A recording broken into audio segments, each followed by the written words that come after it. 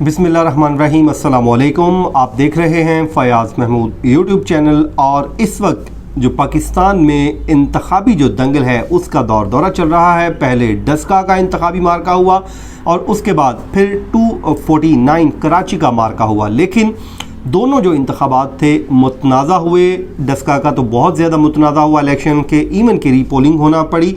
और अब जो कराची का मामला है उस पर भी मुस्लिम लीग नून, पाकिस्तान तहरीक इंसाफ और दीगर जो हारने वाली जमातें हैं उन्होंने इस इलेक्शन के ऊपर तहफ़्फ़ुज़ात का इजहार किया है। तो इसी को लेके अभी ये तनाज़ा हल नहीं हुआ कि लेकिन अगला जो इंतखाबी मार्का आ गया है और एक बार फिर इलेक्शन कमीशन के ऊपर जो तोपों का रुख है वो दोबारा आ गया। उसकी वजह क्या है कि 84 जो प्रोविंशियल असम्बली पंजाब की ये नशिस्त है, खुशाब से ताल्लुक़ है इस नशिस्त का, उस पे इंतखाबात होने जा रहे हैं। और एक बार फिर वर्किंग डे पे पोलिंग आ गई और साथ ही साथ गर्मी का मौसम, थर्ड रमज़ान मुबारक में इलेक्शन करवाने जा रहा है इलेक्शन कमीशन। और अगर फिर इसका जो टर्न आउट है कम हुआ तो जाहिर है फिर उंगलियां उठेंगी। वही मामला होगा जो कराची में हुआ है। लेकिन जी इस वीडियो में हम आपके साथ दो खबरें मैं शेयर करता हूं। सबसे पहले तो हम डिस्कस कर लेते हैं 84 का कि ये मुकाबला कौन जीतने का इम्कान रखता है, कौन सी पार्टी का जो पलड़ा है वो तगड़ा है। सबसे पहले जी मैं आपको बताऊं कि खुशाब की ये नशिस्त है 84 जो खाली हुई मुस्लिम लीग नून के MPA मलिक मोहम्मद वारिस कल्लू, वो कोरोना की वजह से इंतकाल फरमा गए। अल्लाह ताला उनकी मग़फ़िरत फरमाए। जिसके बाद ये सीट खाली हुई तो इलेक्शन कमीशन ऑफ पाकिस्तान ने यहाँ पे ज़िमनी इंतखाब का अनाउंसमेंट कर दी।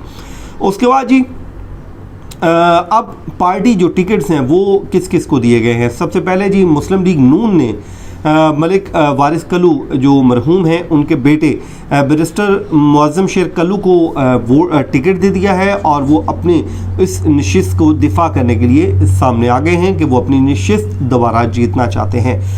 पाकिस्तान तहरीक इंसाफ ने जी सरदार अली हुसैन ख़ान बलोच को ये टिकट दिया है, पार्टी का टिकट।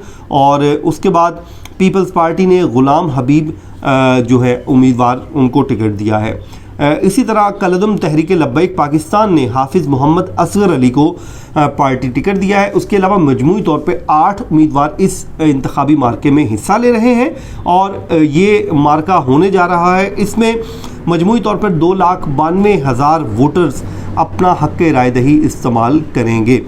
तो अब एक छोटी सी नज़र पहले हम डाल लेते हैं 2018 के इंतखाबी नताइज के ऊपर और उसके बाद मैं आपको अपनी जो प्रेडिक्शन है उस हवाले से बताऊंगा। इंशाल्लाह उम्मीद है जो प्रेडिक्शन हम करेंगे वो ठीक भी होगी।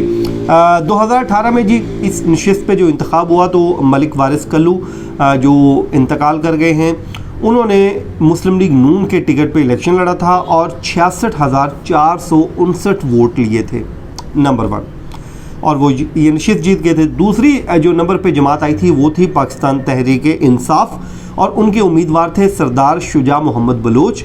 उन्होंने 60,019 वोट लिए थे, तकरीबन कमोबेश 6,000 समथिंग वोट का एक मार्जिन था जिससे वो मुस्लिम लीग नून ने नशिस्त जीती थी।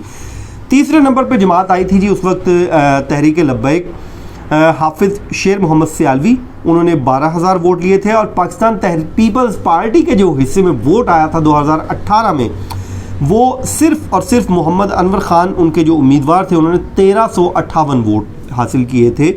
ये वो जमात है जो पाकिस्तान पीपल्स पार्टी जिसको कहा जाता था कि ये चारों सूबों की जमात है, लेकिन अब उसका हाल ये है कि खुशाब में उसने सिर्फ 1300 वोट लिए थे। अब जी हम इन नताइज को अगर मद्देनज़र रखें तो ये जो हल्का है खुशाब का, आम तौर पे ये मुस्लिम लीग नून का ही गढ़ गिना जाता है और मुस्लिम लीग नून के पास ही इसकी सारी जो नशिस्तें हुआ करती हैं और वही यहाँ से हमेशा से जीतती आई है। लेकिन जो मार्जिन है वो आप देखें तो 2018 और 2021 में अब फ़र्क आ गया है। फ़र्क कैसे आ गया जी? 2018 का जो मार्जिन था विक्ट्री का वो सिर्फ 6,000 का था और उस टाइम दोनों जमातों को एक बहुत प्लेइंग लेवल फील्ड और सब कुछ बराबरली मिलता है। अब यहाँ पे थोड़ा सा डिफरेंस ये है, पाकिस्तान तहरीक इंसाफ के उम्मीदवार को एज हासिल है।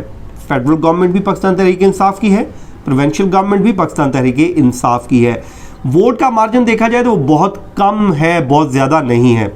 नंबर 1, तो जिसका एज तहरीक इंसाफ के उम्मीदवार को ज़रूर जाएगा। उसकी वजह यह है कि जब हुकूमत आप बैठे होते हैं तो लोग आमतौर पे जो वोटर है वो ये सोचता है कि मैंने अपनी नालियाँ पक्की करवानी है, मैंने अपनी गलियाँ बनवानी है, मैंने अपने काम करवाने हैं, तो क्यों ना हुकूमती उम्मीदवार को ही जितवाया जाए, क्योंकि अपोजिशन का जो उम्मीदवार है वो जीत के कुछ कर नहीं सकता। लेकिन अब आ जाएंगे एज जो मुस्लिम लीग नून का है। डस्का का जो इंतखाब हुआ है उसमें आप देखें तो वाज़ेह तौर पे मुस्लिम लीग नून जीत गई और उसमें लोगों ने हुकूमत के साथ नहीं गई। तो ये हुकूमत को अपने ज़हन में, ज़ाहिर बात है उनके माइंड में ये बात होगी। उसके साथ ही साथ उनको एज ये हासिल है मुस्लिम लीग नून के उम्मीदवार को कि उनके वालिद की डेथ हुई और एक जो सिंपथी का वोट आपको पता है हमेशा मिलता है हमें, तो सिंपथी का वोट है वो जो गेन करेंगी, लाजमी बात है वो गेन करेंगे, उनको ये भी एज हासिल है। तीसरा जी, हाफिज़ शेर मोहम्मद जो सियालवी हैं वो जो तहरीक लब्बैक पाकिस्तान के हाफिज़ मोहम्मद असगर अली हैं वो भी तहरीक इंसाफ को डिस्टर्ब करेंगे। उसकी वजह यह है कि हालिया जो पूरे जो वाक़यात हुए, इंसिडेंट हुए, उसको लेके जो तहरीक लब्बैक का वोट है वो ज़ाहिर बात है तहरीक इंसाफ को तो नहीं जाएगा, और अलबत्ता वो वोट मुस्लिम लीग नून को भी नहीं जाएगा। वो उतना ही नाराज़ तहरीक इंसाफ से भी है, वो उतना ही उनसे है। लेकिन जो मेरी नज़र में इस वक्त जो एज है वहाँ का माजी को देखें, उसके अलावा जो वोटर्स का ट्रेंड आमतौर पे देखा जाए, वो सिंपथीज़, ये सब कुछ देखें तो मैं 60 और 40 की रेशो दूंगा। मुस्लिम लीग नून 60% चांसेस हैं शायद वो जीत जाए, 40% चांसेस हैं कि वो पाकिस्तान तहरीक इंसाफ जीत जाए। ज़ाहिर है उनको एजेस ज़रूर हैं लेकिन फिर भी ये चांसेस हैं। अच्छा जी, उसके बाद आ जाए जी अगली हम खबर है हमारी तहरीक लब्बैक पाकिस्तान से मुतालिक। तो मीडिया रिपोर्ट्स के मुताबिक हुकूमत ने फैसला किया है कि सुप्रीम कोर्ट पाकिस्तान से रजू किया जाएगा, रेफरेंस दायर किया जाएगा, और अगर रेफरेंस दायर हो जाता है तो ज़ाहिर है TLP जो कलअदम तहरीक लब्बैक पाकिस्तान है उनकी किस्मत का फ़ैसला आ जाएगा सुप्रीम कोर्ट ऑफ पाकिस्तान के पास, और सुप्रीम कोर्ट ऑफ पाकिस्तान फैसला करेगी कि वो आया कि कलअदम रखती है या नहीं। क्योंकि माजी में जो फैसले आला अदलिया के मुख्तलिफ रहे हैं, 1964 में उस वक्त की हुकूमत यानी कि जनरल अयूब की हुकूमत थी, उन्होंने जमात इस्लामी को बैन किया था, कलअदम करार दिया था, लेकिन उस वक्त जो आला अदलिया थी उन्होंने उस की जो पाबंदी है उसको ख़त्म कर दिया था और जमात इस्लामी को बहाल कर दिया था। लेकिन उसके बरक्स अगर बात करें 76 की भुट्टो के दौर में, तो उन्होंने जो नेशनल अवामी पार्टी थी नैप, उसके ऊपर पाबंदी आयद की थी और आला अदलिया ने भी उस पाबंदी को बरकरार रखा था। तो ये दो डिफरेंट ओपिनियंस मौजूद हैं सुप्रीम कोर्ट पाकिस्तान या आला अदलिया की। अब देखते हैं अगर रेफरेंस दायर हो जाता है तो इसमें ये देखना होगा कि क्या करते हैं, क्योंकि आपको मालूम है कि TLP ने नज़रसानी की दरख्वास्त भी दायर कर रखी है वजारत दाखिला में, और अब अगर तो हुकूमत ने फैसला ये कर लिया, वाकई बड़ा फैसला है। उसकी वजह यह है कि बज़ाहिर ये लग रहा था शायद नज़रसानी हुकूमत करे अपने फैसले पे, लेकिन अगर नहीं करती और सुप्रीम कोर्ट में बॉल जाती है तो ज़ाहिर हुकूमत अपने फैसले पे कायम है और सुप्रीम कोर्ट की कोर्ट में बॉल जाएगी। वो क्या करती है इस पर हमें आने के लिए इंतज़ार करना पड़ेगा। तो ये था जी आज का हमारा वीलॉग, यकीनन आपको पसंद आया होगा। अपना फीडबैक ज़रूर दीजिए। मुझे दीजिए इजाज़त। अल्लाह हाफिज़।